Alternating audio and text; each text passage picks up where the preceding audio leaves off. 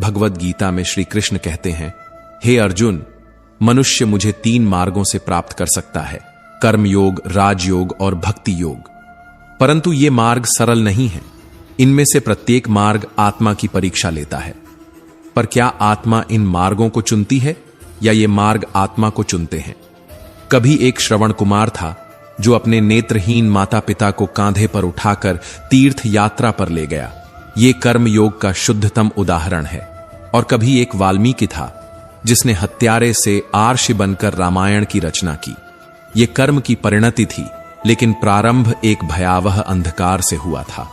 ईश्वर कर्म को देखता है, प्रारंभ को नहीं।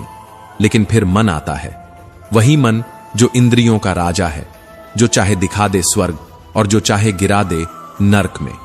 राजयोग इसी मन के ऊपर विजय पाने की प्रक्रिया है। पर क्या मन वश में होता है? कभी नहीं, जब तक आत्मा स्वयं को पहचान न ले। स्वयं को जानो, यही राजयोग का मूल है।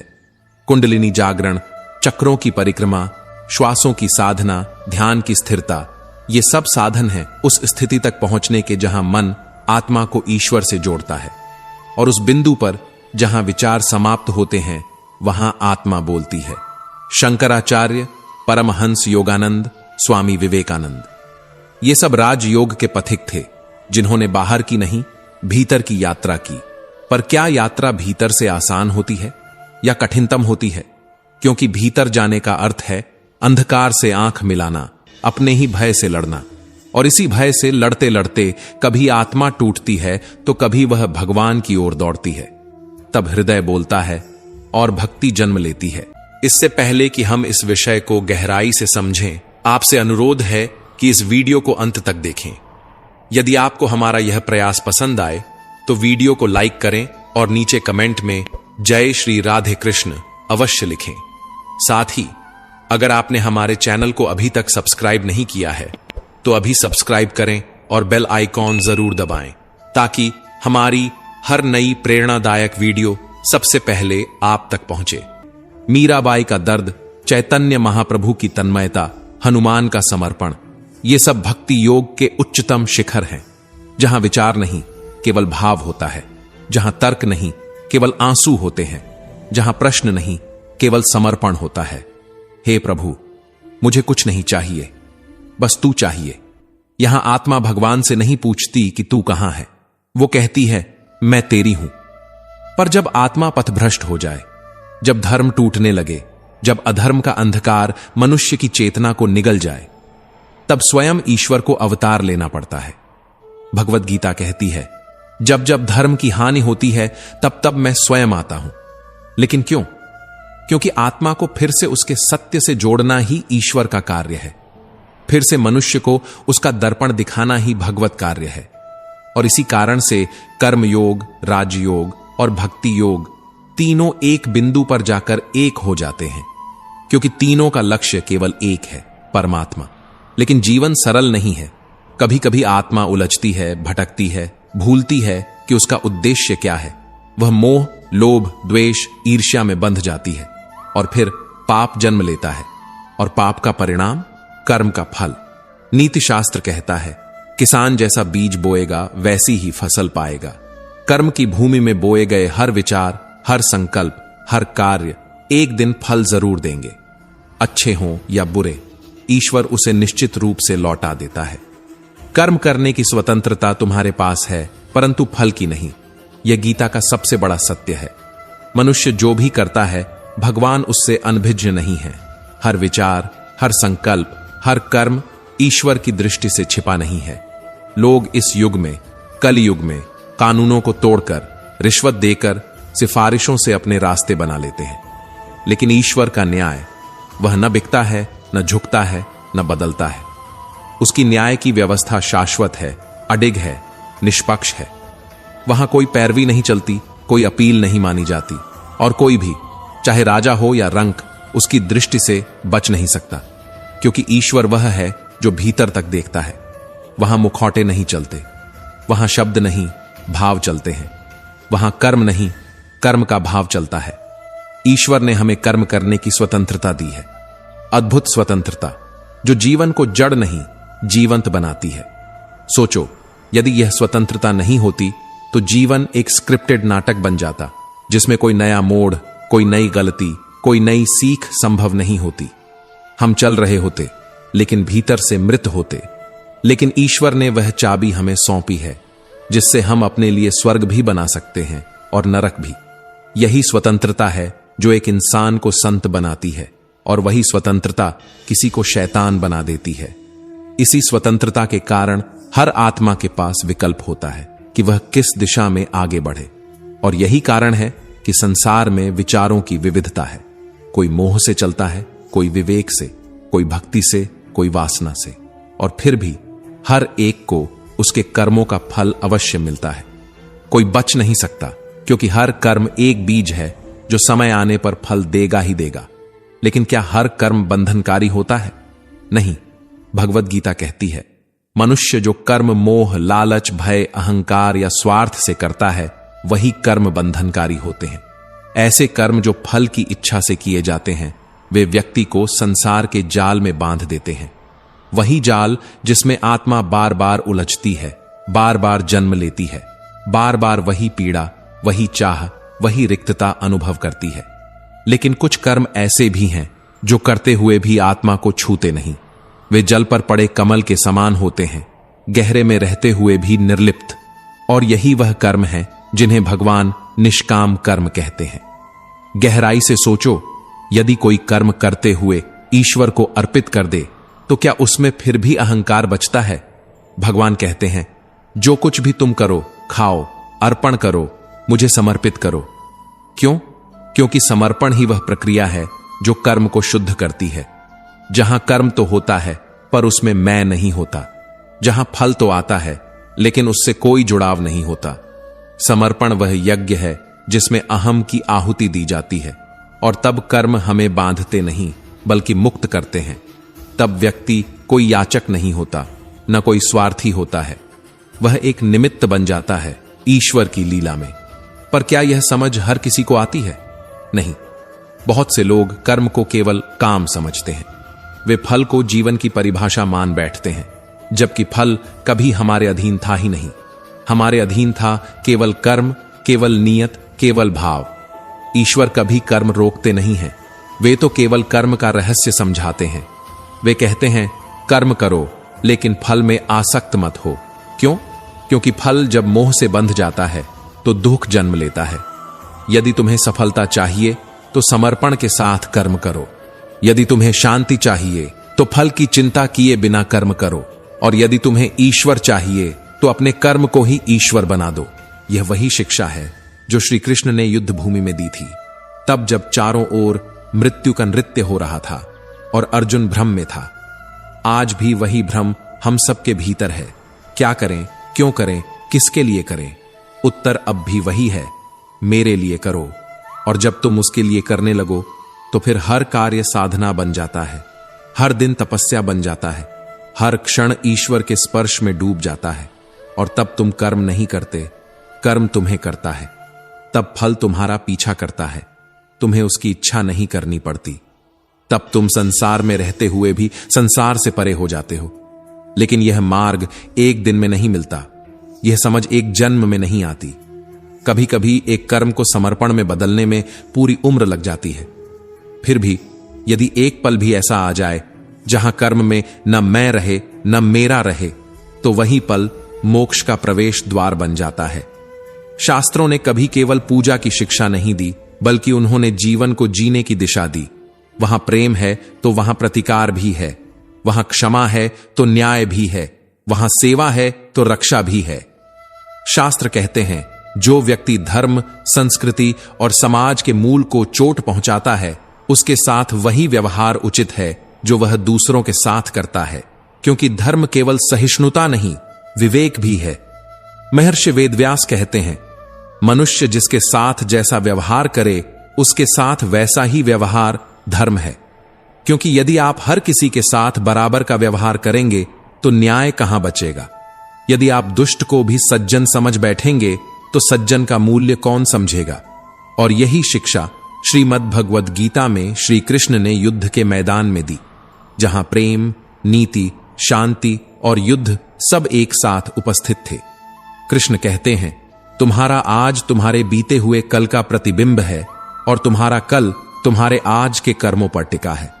भाग्य कोई गुप्त लेख नहीं जो कहीं स्वर्ग में लिखा गया हो।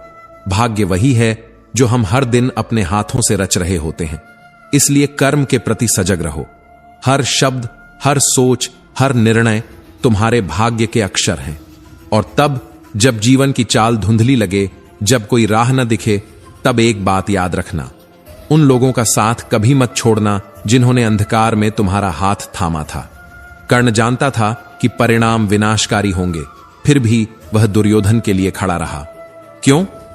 क्योंकि वह दोस्ती को कर्म मानता था और अपनी निष्ठा को धर्म। श्री कृष्ण ने तब भी उसका विरोध नहीं किया, क्योंकि वे जानते थे कर्म की गहराई केवल परिणाम से नहीं, भावना से मापी जाती है। शांति, सौम्यता, मौन, आत्मसंयम और पवित्रता ये केवल शब्द नहीं, ये मन की 5 दिशाएं हैं जो उसे अनुशासित करती हैं। और जब मन अनुशासित हो जाता है तभी आत्मा स्वाधीन हो पाती है। आज दुनिया बदलने का विचार सबके मन में आता है, लेकिन शास्त्र कहते हैं दूसरे का भाग्य नहीं बदल सकते, लेकिन उसकी सोच बदलकर उसे नई राह जरूर दिखा सकते हो। और कभी यदि जीवन तुम्हें सारथी बनने का अवसर दे तो पीछे हटना मत। यह स्वार्थ नहीं, यह सेवा है। यह सत्ता नहीं, यह साधना है। क्योंकि सारथी वही होता है जो रथ नहीं चलाता, बल्कि रथी को दिशा देता है। पर यही जगह है जहां सबसे बड़ा शत्रु जन्म लेता है, अहंकार। अहंकार वह छाया है जो आत्मा के प्रकाश को ढक देती है। यह वह भ्रम है जो हमें यह विश्वास दिलाता है कि हम सब कुछ जानते हैं, जबकि हम भीतर से रिक्त होते जा रहे होते हैं। और यह वही क्षण होता है जब विनाश चुपचाप हमारे पीछे खड़ा हो जाता है। इसलिए कृष्ण चेताते हैं, अहंकार का त्याग जितना जल्दी कर सको उतना अच्छा है, क्योंकि यह नष्ट नहीं करता, यह धीरे धीरे खोखला करता है। और एक दिन जब सब कुछ हमारे पास होता है तब भी हमें कुछ नहीं लगता। कर्म यह वह बीज है जो न मिटता है न मरता है। हर बीज एक दिन अंकुर बनता है, फिर चाहे वह पुण्य का हो या पाप का। कृष्ण कहते हैं, इसलिए बीज चुनते समय सावधान रहो, क्योंकि फसल काटनी तुम्हें ही है। जीवन की गति रुकती नहीं, लेकिन कर्म की गति धीमी हो सकती है। और जैसे ही यह गति धीमी होती है, लक्ष्य दूर होता जाता है और मन कहीं और भटकने लगता है। इसीलिए कहते हैं, कर्म की गति चलती रहे पर उसका केंद्र सदा रहे, क्योंकि गति वही फलदायक होती है जो दिशा में हो। दिशा वही सही होती है जो धर्म में हो, और धर्म वही जागृत होता है जो विवेक से हो, न कि भावुकता से। और तब जब मनुष्य सजग हो जाता है, जब वह अच्छे कर्म करता है, जब वह अपने भीतर से छल को निकाल फेंकता है, तब वह स्वयं के भाग्य का निर्माता बन जाता है। भगवान श्री कृष्ण ने अर्जुन से कहा था, जो हुआ वह अच्छा हुआ, जो हो रहा है वह भी अच्छा हो रहा है, और जो होगा वह भी अच्छा ही होगा। पर इसका अर्थ यह नहीं कि हम प्रयास करना छोड़ दें। वास्तविक युद्ध वो नहीं जो कुरुक्षेत्र में लड़ा गया था। असली युद्ध तो हर मनुष्य के भीतर हर दिन चलता है, अपने भय से, अपनी हार से, अपनी ही सीमाओं से। और वहां सिर्फ तलवारें नहीं, विचार टकराते हैं। अगर हम हर कार्य को इसके लाभ हानि के तराजू में तौलने लगें तो कर्म कभी हो ही नहीं पाएगा। जीवन का धर्म है चलना, गिरना, उठना और फिर चल पड़ना, क्योंकि अगर हम रुक गए तो संसार की गति भी रुक जाएगी। जीवन एक साधना है जहां खुद को हराकर खुद को ही जीतना होता है। जो अपने अंदर के काम, क्रोध, लोभ, मोह, अहंकार, ईर्ष्या, द्वेष, आलस्य, छल और हठ पर विजय पा लेता है, वो खुद में ही एक ब्रह्म बन जाता है। जीतना जरूरी नहीं, नियंत्रित करना ज्यादा मूल्यवान है। होश और जोश दो ऐसे पल्लड़े हैं जिन पर जीवन का तराजू टिका है। जब जोश बढ़ता है तो होश कम हो जाता है, और जब होश ज्यादा होता है तो जोश थम जाता है। पर सफल वही होता है जो दोनों में संतुलन बनाना जानता है, ना अधिक उत्तेजित ना अधिक शिथिल।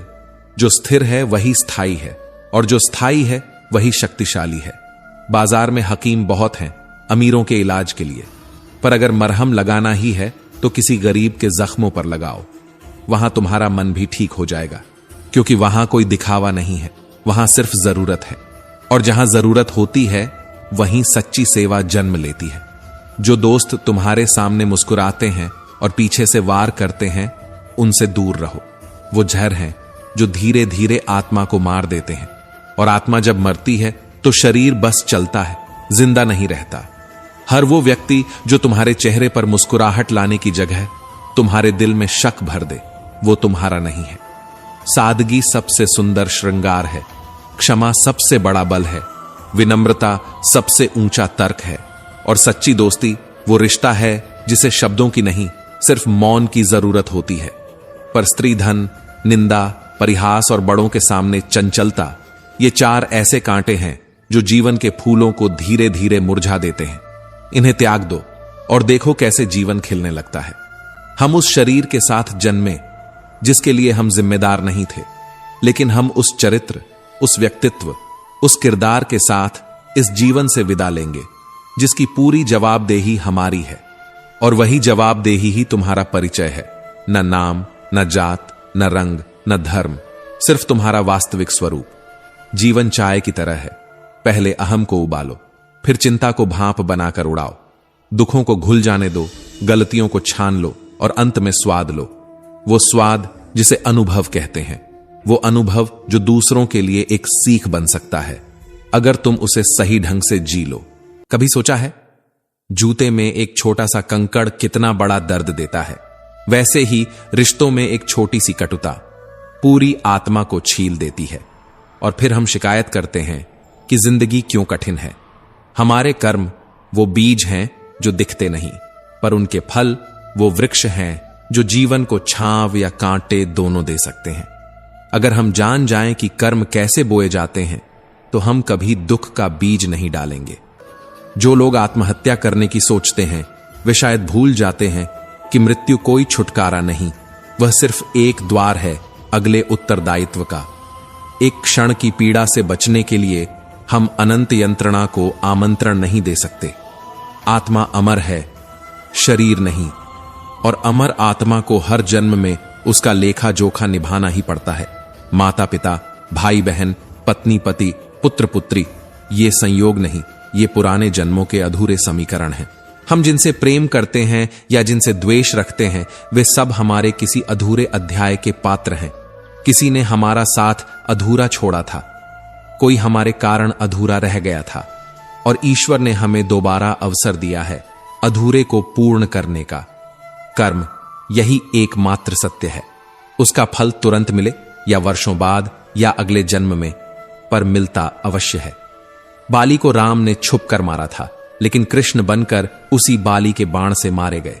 जो बोया है वही काटना पड़ेगा, चाहे वह प्रभु ही क्यों ना हो। संसार में न कोई अच्छा कर्म खोता है और न ही बुरा मिटता है। आपने यदि किसी की मदद की है तो वो मदद लौटेगी, शायद वहीं से नहीं, लेकिन कहीं और से, कई गुना होकर।